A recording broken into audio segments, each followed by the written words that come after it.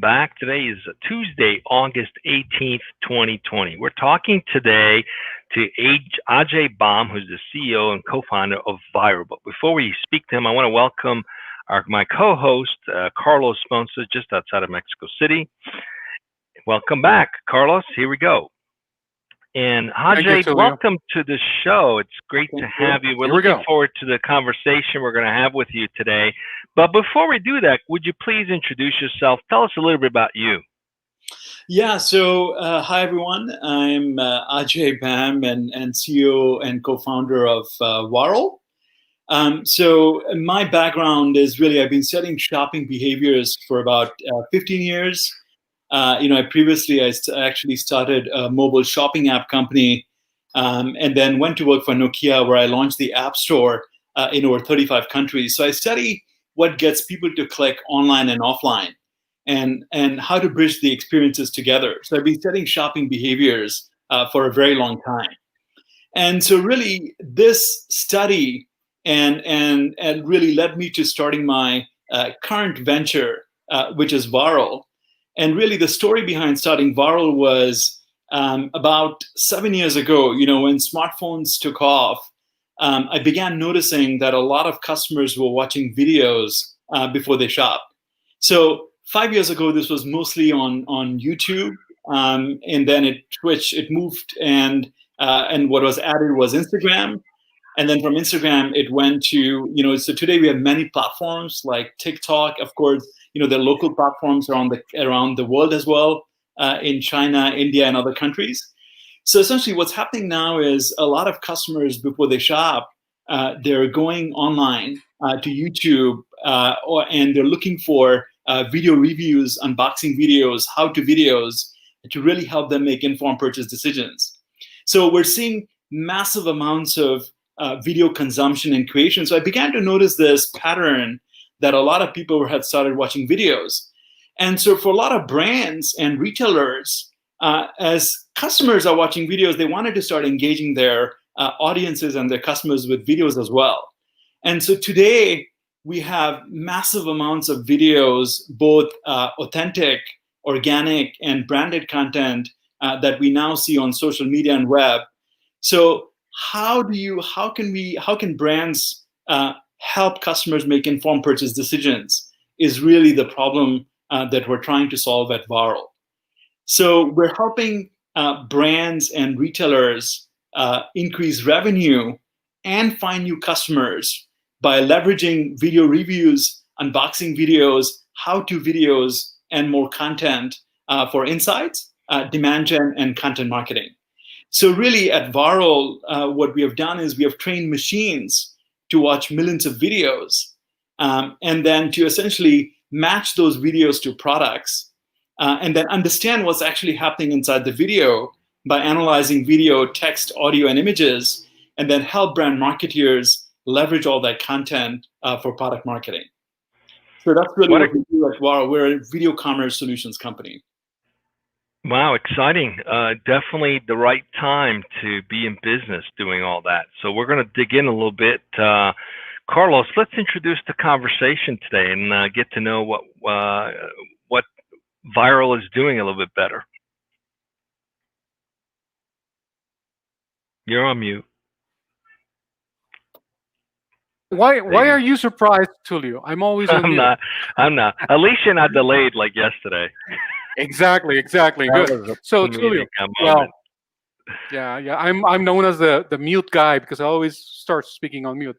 Okay, yeah. Today we're going to be speaking about video and AI, reshaping e-commerce experiences and customer reviews. Or in other words, will the future of e-commerce begin and end with video experiences?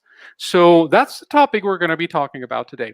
First question that I have for our guest today is, Ajay, why did you choose this particular topic? Why do you think it was relevant for today's conversation? Welcome to the show. Yeah, so thank you. I mean, that's a great question. So I think it's interesting. We're now living in this COVID times, and we're already seeing that in the past, I would say 20 weeks since March, video consumption and creation is up 400%.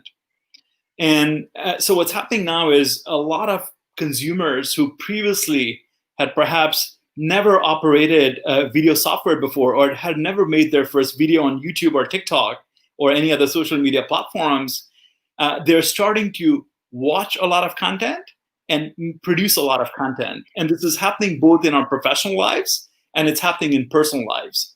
So video has begun to really take off. It's begun to really reshape our experiences. As we all know, we're spending more time on Zoom. And if not, we're spending more time on the other screen, which is mobile. So video is beginning to play a big role, and more importantly, so right now in times of at the time of COVID. And so what's happening now is, if you think about our shopping experiences, right? Many of us are very comfortable wearing a mask and going to a store, while there are others who are saying, you know what, I'm not. And if you're in that demographic where you're more likely to susceptible to COVID, you're doing more shopping from home. So when you're shopping from home, right? What is the first thing you do when you're buying? Well, you go on Google, you start with search, or you go on Amazon, or you go on YouTube, right? And so we're beginning to see a lot more people saying, hey, I can't physically go into a store, I can't physically touch a product. Well, let me watch a video to see how the product works, or what other people are saying about the product, or and more. So really, video is growing, and honestly, in the last I would say 20 weeks, we have seen a video transformation, and it's happening in all walks and lives, and it's also happening in e-commerce. So I think the topic today about video and AI is very relevant, because we're also entering this phase now in where we are with AI as well, where it is now possible to actually analyze and train machines to watch videos. Okay, totally makes sense. Thank you, Ajay. Totally makes sense. Video is here to stay. There's a tremendous amount of consumption, and also consumers producing it for various reasons, mostly for entertainment purposes, but also with intent to draw audience, right? And then convert those audience into opportunities. So what role does Vyrill play in this process of producing and consuming the video, specifically for brands? Right. So essentially what's happening now is, and this has been going on for the last 10 years now, since YouTube and Instagram came about. So what's happening now is, if you think of big brands like L'Oreal or BMW or Nike, just to give you an example, a brand like L'Oreal has more than 20 million videos on a platform like YouTube among their 40 plus brands. And so a brand like L'Oreal is struggling with, who's making the video on what platform. What are they saying about my product and brand? Is it positive or negative? And if someone made a great review, is there a way for me to understand that it happened right away as soon as it happens? And is there a way for me to leverage that video immediately for my product marketing or my purchase experience on my product page? So the struggle is going on across all brands. Pretty much, any brand that has a lot of video content or is starting to produce content, they're looking for ways to understand what's already out there. They're looking to understand who is making that content. Is it their target demographic? And then they want to target those demographics with video experiences. So that's really where Vyrill comes in. So essentially, we do two things really well. First, we have built technology on a scale to match millions of videos on YouTube, or it could even be a folder of videos to match videos to the entire L'Oreal or a product catalog, or it could be the BMW car catalog, or it could be a CPG catalog. We're able to match videos to product, category, brand, and competitors. And then we're able to go inside the video and we analyze the video we analyze the text, audio, and images in 9 different ways. Everything from sentiment, topic, scene, demographic, diversity, brand safety, trends, keywords, topics, and scenes. and we help brands understand the best and the worst of content. And then the goal is, after we discover that all this, we offer insights, and then we're building mechanisms and ways for brands to license all that content at scale for product marketing. And so this could be a video that's already out there, or perhaps this could be a campaign they run with their existing customers who have already purchased the product. And so essentially, that's really the core of our tech, is that we're able to do this, analyze massive amounts of video and understand them for brand marketers and retailers at scale. So Ajay, I want to dig in a little bit more on the uses and applications. So at the risk of oversimplifying this, what I heard is similar to what a lot of the social media monitoring, sentiment analysis technologies that came out, I dare say 10 years ago, that really were very text focused. And there were many applications. One was to identify response to a campaign, reputation management challenges, really scour the social stream, if you will, to identify potential risks and opportunities. And a lot of tech came around that, and a lot of those tech companies have actually been acquired since. So what I'm hearing is now with video, which is a lot more complex in terms of capturing that, you've created a similar platform that allows a brand to, one, track what's being said about them, two, identify where there's some traction, what is creating traction, or conversely, what is a risk factor in terms of what bad things perhaps are being said, to try to identify those things to correct. And also, but then you go a step further to categorize these into certain buckets so that the brand can get smarter about how they're taking advantage of the video platforms to promote their product. Are these all the uses? What also are the uses that the use cases for the product? Yeah, and so to be honest with you, there's so many use cases, but if you ask me, on my number one use case for brands and retailers, honestly, it's at the end of the day, what they really care about is conversion, right? So help me generate more revenue and help me find new customers. And so ultimately, we're focusing on use cases that drive two of these very core KPIs for brands and retailers. And what that means is really, in terms of our product, is finding authentic video content, right? So I think at the end of the day, customers trust other customers, right? I mean, for most of us, our shopping experiences will start on Google. By the way, Google is now showing you shopping ads on the first line. You're then seeing search results with 5-star with text reviews, and then on the third row, you're seeing videos, right? So we're starting our shopping journeys with search. We then go to the product page. We then scroll down and we look for reviews, right? Now, what's interesting in the context of video is very rich. It's very powerful. What makes video very trustworthy is that you can see the product, you can see the person, and you can see the emotions. So it's not like a text review where you didn't even know if the customer had the product or not, right? Here in the video, you can actually see the product. And the customer owned it or had it. So that actually adds a whole lot of trustworthiness. And so for us, we really want to help brands and retailers help develop that authentic content that can help their customers make informed purchase decisions. And with video, it's more than a review, right? Yes, reviews are important, but at the same time, with video, you see a lot of unboxing videos now. I mean, there's more than 3 billion unboxing videos on YouTube.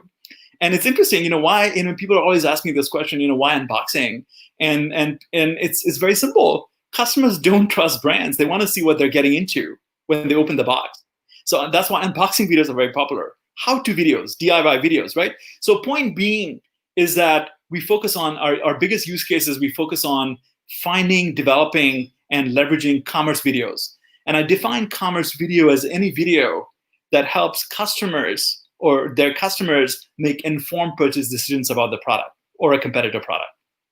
And we're also seeing a lot of comparison videos. I mean, you see so many, and if you look at automotive, you always see comparison videos between two cars. We're seeing more of that even in product. We're seeing a lot of list videos, top 10 lipstick brands. We're seeing all this, right? And again, at the end of the day, this really helps customers make their informed purchase decisions. It's interesting, the evolution of the promise of social media, which was to empower the consumer, right, to be at the helm. And we've seen the evolution even in terms of the self-service platforms that exist, which enables consumers to get consistent service because it's the service you provide to yourself, right? So they've eliminated that layer of complexity. And what I'm hearing now, it's there's an additional sales channel that has been created, that what your platform allows is to capture the sales channel, which is people actually selling on behalf of the product by doing an unboxing or by doing a comparison or a review. They're essentially a sales channel. And companies that want to get access to such a sales channel should probably have this kind of technology. Let's talk about a little bit about the challenges in leveraging this to encouraging end users to do more of this. Have you seen use cases where brands are beginning to have, similar to the way they compensate influencers, for example, on Instagram? Is that program part of the commerce solution that you guys are thinking to facilitate? Where does your solution end? Are you enabling additional tools, perhaps in the roadmap, eventually to enable influencers to, i.e., receive compensation and things of that sort? Tell us a little bit about the future plan. Absolutely. So that's a great question. Honestly, no one wants to, in the right mind, wants to steal your video. So what I mean by that is, if you made a great video about a product, brands want to be able to leverage that video with your permission. So to answer your question, we offer different business models with our platform. So essentially, we're solving a big problem, which is we're helping customers find the best videos. We're helping the creator, when they make a video, get compensated for it in some form or shape when the video is found or discovered. And we help brands find and leverage the best content for product marketing. And this can be, so our solution touches upon a little bit of influencer marketing, but at the end of the day, we also do this on scale. So brands can use our tools to capture video content, both from their existing customers or on social media channels. They can capture authentic organic content at scale. So we're more than an influencer platform. We're building tools, both widgets and APIs that brands can essentially drag and drop on their product page, and it can drive the entire customer, influence the entire customer experience, all the way from discovering that video on a product page with SEO to actually enabling the shopper journey on the product page and then to the shopping cart and buy. So that's really, we want to touch upon all the different areas of the customer purchase journey. And so there are different mechanisms and tools to do that and optimize that experience with all things video. And honestly, I think, to be honest, what's happening now is, Amazon is already leading the way. So I don't know if the audience and you're familiar with the fact that Amazon in Q4 launched a new store. It's called Watch and Buy, where you can watch videos and buy products. And so it starts with an... Sounds like a dangerous kind of store. It starts with watching a video and infomercial from a brand, and it leads you into the product page. And on the product page, you can actually see a lot of organic video reviews, unboxing videos, and all that, right? And my estimate right now is Amazon has already amassed, more than probably 100 million videos on their website already in many categories, right? Now, Amazon, of course, Amazon being Amazon, they have the tools, the AI tools that they've built themselves. They have the data, they have the e-commerce engine to bring it all together. But maybe the rest of the world doesn't. And so that's really where we come in, right? We can offer exactly the same service that Amazon does, but we can offer this to other brands and retailers, where we're able to capture content, analyze content, and help them develop content, and then ultimately drive conversion with all things video. Ajay, I have a question, and I know that we're basically fundamentally talking about video and AI. Yeah. My question is not AI related. It's more on the content side of the equation. And I know that this conversation is driven more or in the context of consumer video and branding and brand for companies. But when let's say that I'm a video content creator, and I wish to I don't know, get the word out, and I want people to find me. And for what would you say that in the case of video that is being uploaded to a channel, what would you say that should be the complementary items that are needed or required to help with the SEO? And I'm asking this because we've had this conversation internally here at the company. We've discussed that video alone won't cut it when it comes to SEO. We need text, we need words, we need copy, right? But and so that's why in some of the DojoLIVE's landing pages you see transcripts, you see other elements. So in the case of content marketing, video content marketing, what would you say should be is there an ideal combination or an ideal winning formula to make it all work? I'm just curious about this particular aspect. Yeah. I don't know if you can comment on that. That's a great question. I mean, so I think if you think about how Google indexes data, right, or search engines index data, right? The problem that Google has is they're good as long as there's text on the page. But the moment Google index search engine hits a video, well, that's a showstopper for them, right? And the reason is very simple. Google does not have a technology to go inside the video. And what I'm saying is they don't have it when they crawl. They're not able to analyze what's actually happening inside the video, right? And so to answer your question, absolutely, I think there's a couple of things that are absolutely essential for your video to get discovered on the Google search engine. And that's really contextualizing your video in the context of your business, right? So for example, in the context of e-commerce, right?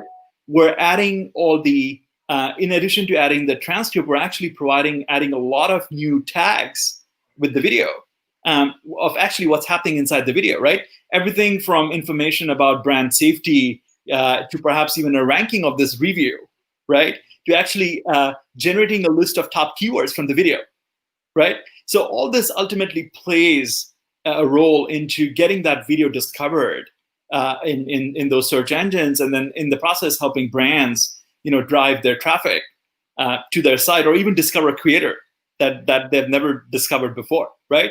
So I would say that, coming back to your question, I think as creators are producing content, it's absolutely important to tag the content in at least in some form or shape and add the transcript.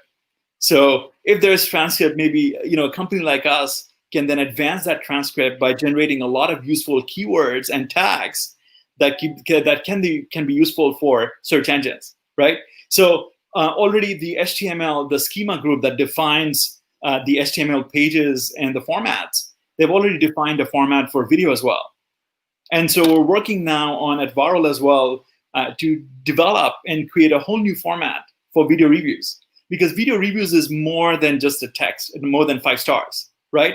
What if we could give you more information of actually what's happening inside the demographic data, the keywords, the brand safety information, the scenes, what are the backgrounds that were featured in this video, right?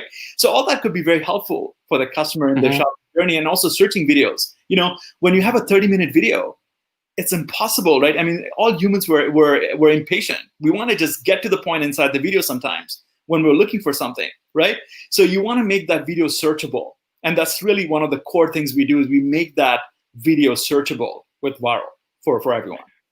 Yeah, I love this concept. I mean, the reality is someone's 3 star is someone else's 5 star, and vice versa. So the only verifiable proof is obviously some video that shows.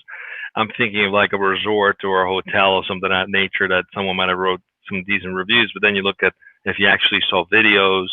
Sometimes videos are a little bit better than pictures too. Pictures can show something greater than what it is. So kudos. And it sounds to me that the trick to getting your video noticed is find out all the Vyrill clients and just mention their names in your own video clips, because then they'll track you and bubble you up, and that's a good way to get yourself some traction. Here's a little hack that people can leverage. Let's talk a little bit about your journey as a company. You guys have been around for how long now? For about 3 years now. 2 years. So yes, this is prime time ready, or is this still under development? Where are you right now in your product roadmap? Yeah, so absolutely. So we have built a very robust insights engine to actually capture videos and analyze videos. We're doing it from multiple platforms. So we have a very robust video capture, video insights platform. And most recently, a couple of months ago during COVID, we launched licensing. So now brands can actually license content both individually or at scale through our platform. And so we're solving all the problems that they encounter and how they want to influence and leverage all the content for the shopping journey. So now we're continuing to build widgets and tools for them to be able to distribute that licensed video to multiple channels, right? It could be online, it could be your mobile app, it could be your partners that you sell your product through. So we're building tools now for distributing that content, and the widget that can pop up on your product page, and where customers can find relevant videos. The widget can even be personalized based on who's actually landing on the page. So to answer your question, absolutely, our platform is robust. It is already built. It's already live with a lot of brands. So we started with a number of brands in beauty, automotive, electronics, CPG, media, entertainment categories, and we're continuing to build on that. And of course, I think when you have massive amounts of video, there is no way for humans to manually watch a video and understand it. And so it's absolutely I truly believe that only machines and AI can do this at scale. And the reason that's possible is that now with the right amount of computing power, both NVIDIA, Google, they've designed the chips now that can do a simple task of just analyzing scenes, but they can do this at scale, they can do this at speed, and they can do this at cost, right? I mean, if you had asked me, could we have done this maybe even like 5 or 6 years ago? Possibly not, at scale and cost. Now, right, we can. And I think finally, I think, to be honest, the third part of this is also talent. Finally, we are able to acquire talent. There are a lot of universities, schools, other programs that are advancing AI out there. So I think now, finally, I think we're also able to find talent that can help deliver on these solutions and more. So I think it's the perfect trifecta in a way of video, AI, and I would say that COVID, I would add to that, has really sort of brought all video together. Sometimes you have to wait for the technology to catch up with the idea, and sometimes you get lucky with something disastrous like COVID actually advances some use cases as well. Sounds like you guys are off to the races. We're up on time. We've got maybe a minute left. Any words of wisdom in terms of anything you've learned about yourself in this journey of building this business so far? Yeah, I would say that I think one thing that COVID has done for us as a business and for me personally is it's really forced us to take a pause in our lives, right? Whether it's a professional life and personal life. And, I think I won't be lying that March was a month when, brands and retailers, everyone was trying to find their way through, was struggling with where do we go from here. And I think for anyone and everyone that decided, took a pause, I think it's been very helpful. It's been helpful for us to reassess, where we are as a business, where we are in our personal lives, where we are with our family, who's important, who's not, who isn't, who's really thought about you during COVID. So I think, to me, at the end of the day, I think this situation has brought me to a place where it's really helped me sort of reflect on what's important in life, what's important in business, who cares, right? And how do we really care for our humanity as well? It's not about me, it's about us, right? I think there's a business if there's a consumer, if we're all alive. and if our humanity is alive, right? And so I think it's really brought all of this together. I mean, to be honest, like we have seen the best leadership and the worst leadership come out in this time. And I can't tell you how many leadership lessons I've learned just listening and watching to what's out there. How are leaders reacting to both COVID, and then in the midst of this, the Black Lives Matters movement that happened as well. So honestly, it's a great lesson for leaders and for everyone to observe leadership. Yes, I think we will be unraveling a lot of those lessons for many, many years. Thanks for joining us, Ajay. It's been a pleasure to have you. We'll wish you a lot of success. Definitely want to have you back sometime in the future. Let's hear some more case studies and success stories. Thank you for joining us. Carlos, we got one more show this week, right? Tomorrow, one more? No, I'm not on mute. I was just teasing. No, I'm not on mute. I was just teasing. You're playing with us. I love it. Yeah. You got it. Tomorrow, exactly. We still have 2 great interviews this week. Tomorrow we have one. Tomorrow we'll be speaking with Jeff Allen. We had him as a guest 4 years ago, and we're lucky enough to have him again. He is the CEO and founder of a learning platform called the Well Learning Library, and the topic was going to be healthy people, healthy buildings, and a healthy environment. That's Jeff Allen, gentlemen and ladies. And on Thursday, we'll be speaking with Nirit Rubenstein, the CEO and co-founder of a very different line of business, a platform called DojoLIVE, which is it's a credit repair and monitoring platform also. So I don't have the topic yet. The guest hasn't sent it over, but I look forward to that one and see if we can salvage anything from our horrible history with credit. Hopefully, Nirit is going to be there to save us, some of us. So good. So that's what we have, Tulio. And well, the only thing left for me is to thank our guests, and thank you, Tulio, as ever. See you next time. Stay safe, everyone. Yeah, thank you. Thanks, everyone.